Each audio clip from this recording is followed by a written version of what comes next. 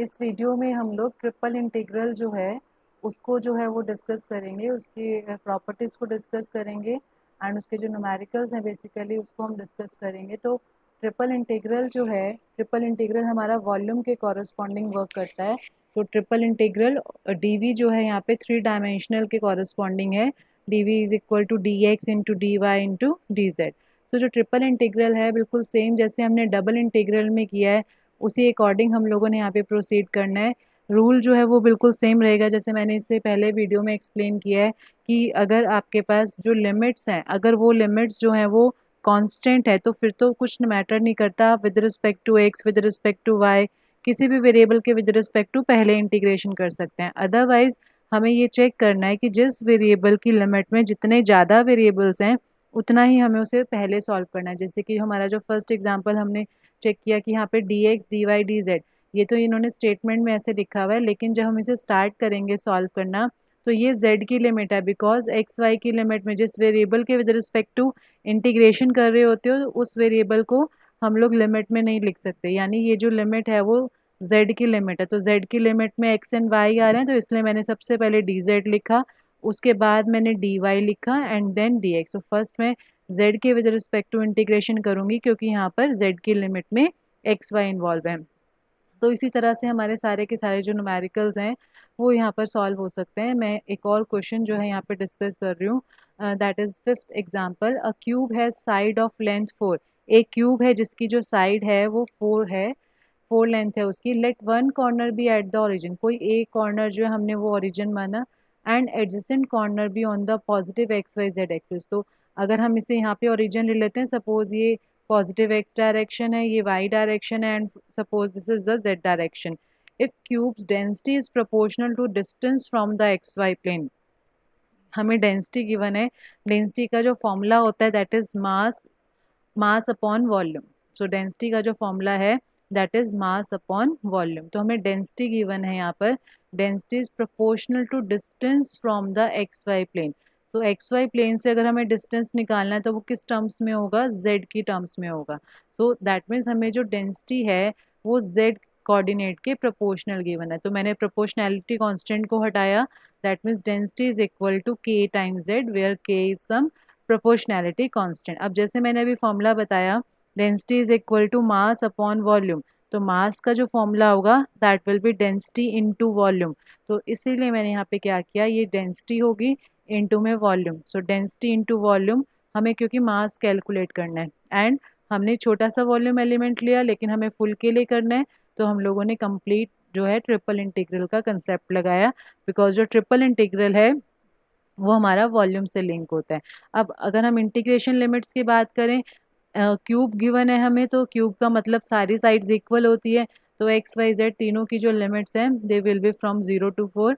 And again यहाँ पे कोई प्रॉब्लम नहीं है, हम किसी भी वेरिएबल के विद रिस्पेक्ट टू पहले इंटीग्रेशन कर सकते हैं। एंड यहाँ पे हमारे पास क्या आ जाएगा, फाइनल जो है हमारा 128K जो है वो आंसर आ जाएगा। तो अगर डिस्टेंस हमारा सेंटीमीटर में है तो हमने के को एक पर्टिकुलर कांस्टेंट मेंशन कर लिया। मैंने बताया था कि के प्रोपोर्शनैलिटी कांस्टेंट है, हमने सपोज इसे 1 ले लिया तो इसका मतलब जो मास है क्यूब का that is 128 gram. Next comes substitution method for triple integral.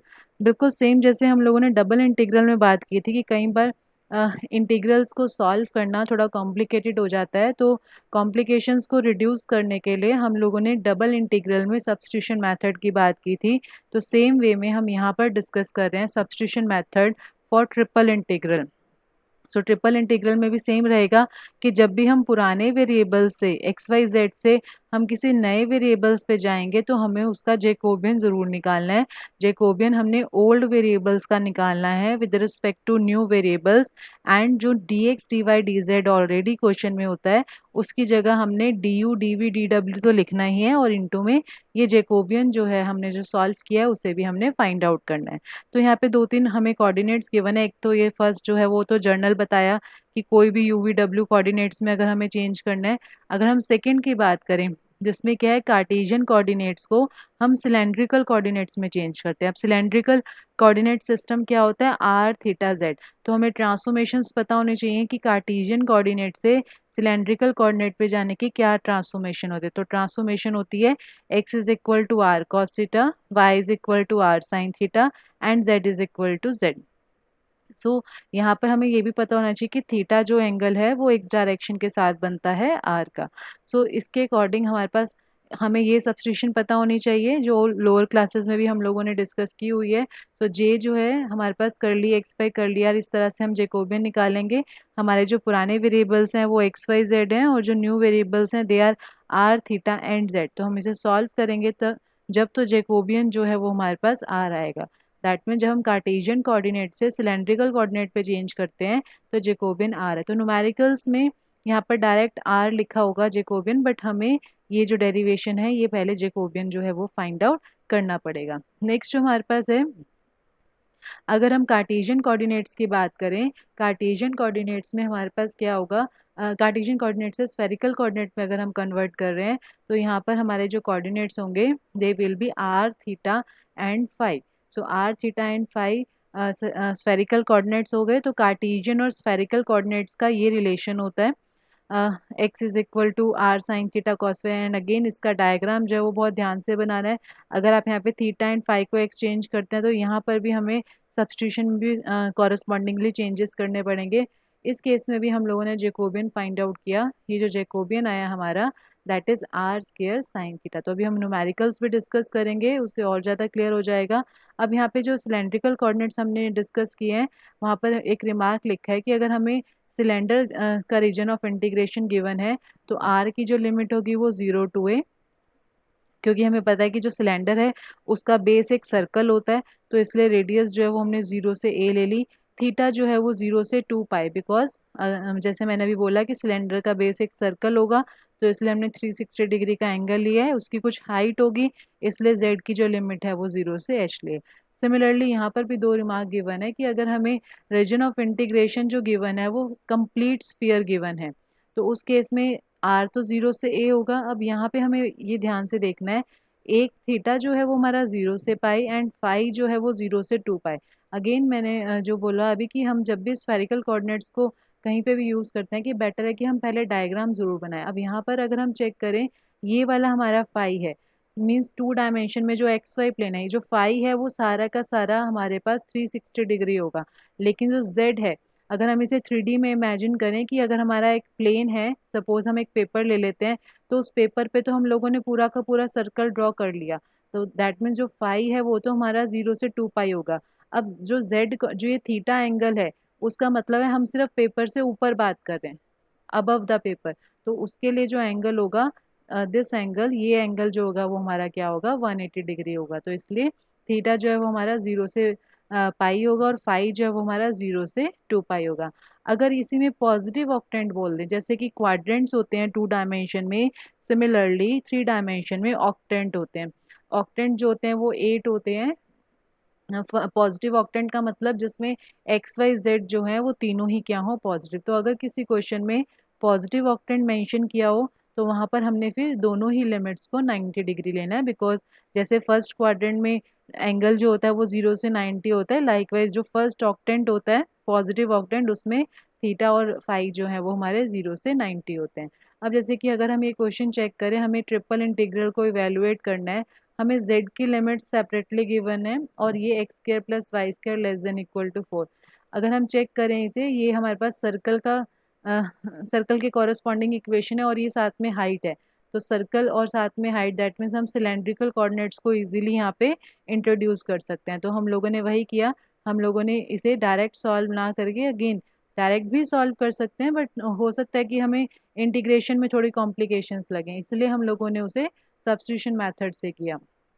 सो हम लोगों ने यहाँ पे एक्स वाई जेड को सिलेंड्रिकल कोऑर्डिनेट्स पे कन्वर्ट किया, मींस आर थीटा जेड पे हमने अपने रीजन को चेंज किया, आर की लिमिट्स निकाली जब हमने, तो यहाँ पे अगर हम चेक करें ये x square plus y square is equal to a square, circle की इक्वेशन से अगर हम कंपेयर करें तो रेडियस जो है वो हमारे पास 2 आएगी।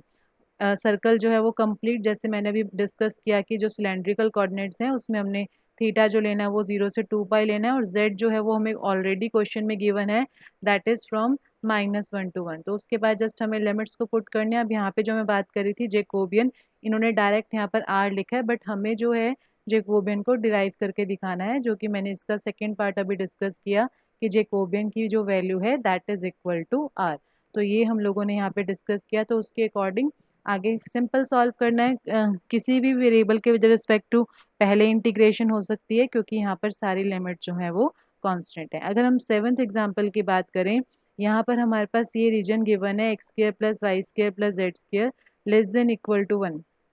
यहाँ पे करेक्शन है कि यहाँ पे हमें चेंजिंग टू स्फेरिकल कोऑर्डिनेट्स आएगा यहाँ पे, बिकॉज ये स्फेरिकल कोऑर्डिनेट्स हैं। तो सबसे पहले हम लोगों ने कार्टेशियन कोऑर्डिनेट्स का स्फेरिकल कोऑर्डिनेट्स में जो रिलेशन होता है वो लिखा। रेडियस जो है वो हमारे पास, क्योंकि हमें लेस देन इक्वल टू 1 गिवन है, यानी r जो है वो हमारा 0 से 1 होगा, नेगेटिव नहीं होता, इसलिए हम हमेशा 0 से 1 लेते हैं। एंड जैसे मैंने अभी एक्सप्लेन किया यहाँ पर हमें कुछ पॉजिटिव ऑक्टेंट तो नहीं गिवन है, तो हमारे पास जो थीटा है उसकी limit 0 to pi, and phi जो है उसकी लिमिट जो है वो 2 पाई। नोट यहाँ पर भी कि जो थीटा एंड फाई एंगल है वो हमें चेक करना है। बेटर है कि जब भी हम स्फेरिकल कोऑर्डिनेट्स का यूज़ करें तो हम डायग्राम को ज़रूर मेंशन करें साथ में, ताकि क्लियर हो जाए कि which angle is theta and which one is phi. So theta जो है वो हमारा 0 से पाई, फाई जो है वो 0 से 2 पाई। एंड उसके बाद जो ये जेकोबियन है, अगेन ये हमें जैसे मैंने अभी ऊपर एक्सप्लेन किया है, थर्ड पॉइंट जो है जो हमने जेकोबियन को फाइंड आउट किया है, ये जो डेरिवेशन है ये हमें इस न्यूमेरिकल में भी करनी है। यहाँ पे इन्होंने डायरेक्ट यूज़ किया है। तो जब हमने XYZ से r थीटा एंड फाई में कन्वर्ट करना है, तो उस केस में हमारे पास जेकोबियन भी साथ में मल्टीप्लाई होगा, and after solving we will get the answer.